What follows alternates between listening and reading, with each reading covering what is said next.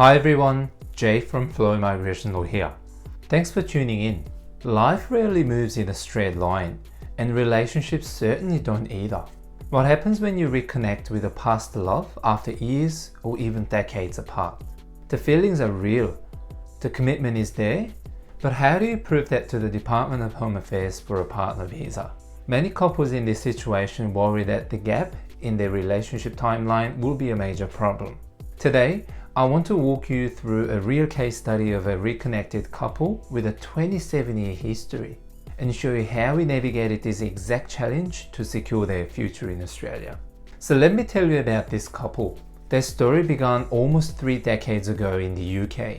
They were in a relationship, they had a child together, but as sometimes happens, life took them down different paths and they separated. The sponsor eventually moved to Australia, became an Australian citizen, while the applicant stayed in the UK with their child.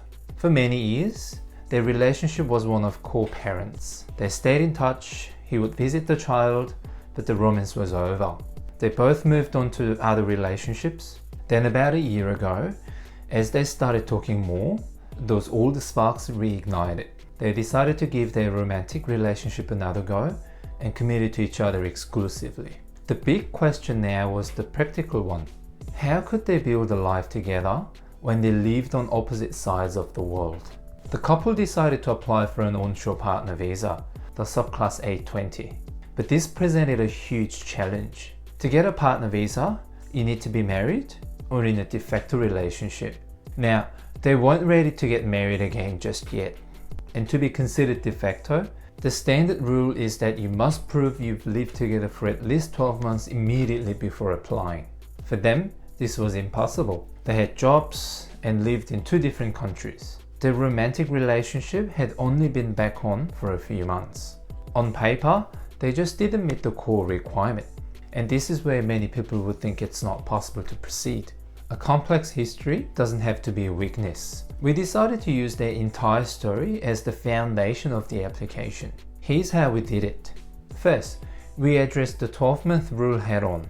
Since living together wasn't an option, we used the main exception to the rule, registering their relationship with an Australian state government. This is a powerful tool that can waive the 12-month cohabitation requirement. It formally recognises their de facto partner status for Australian immigration. Second, we told the whole story. Instead of just focusing on the last few months, we prepared very detailed relationship statements that covered the entire 27-year history.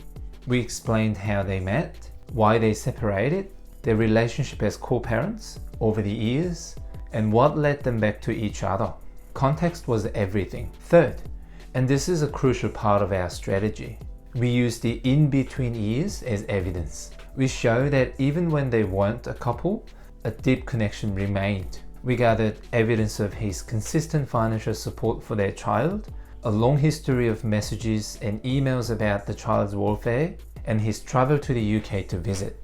This demonstrated their long-term commitment to each other, just in a different form. Finally, with that historical foundation laid, we then provided extensive evidence for the 4 pillars of the relationship since they had romantically reconnected. By using the relationship registration to meet the de facto legal criteria, and by framing their entire history as a strength, we presented a complete application to the department.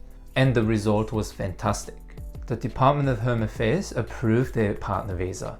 The couple now has the freedom and security to build their future together here in Australia without those legal barriers in the way. The key lesson here is that your story is your greatest asset, even if it's not straightforward. A gap in your relationship doesn't have to be a deal breaker.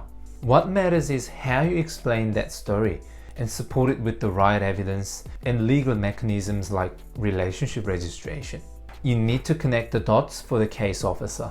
Navigating these complex narratives to present a full and persuasive picture is something that requires a careful approach. My work, through more than 8 years of dedicated experience in Australian migration law, has involved helping many couples navigate these unique journeys. If your own relationship history has twists and turns, and you're unsure how to present your case, please feel free to reach out to me directly. You can email me at js@flowmigrationlaw.com.au to book a consultation and we can discuss your specific situation. Thank you so much for watching. If the case study was helpful for you, please give the video a like and subscribe for more insights on Australian partner visas. I'll see you in the next one.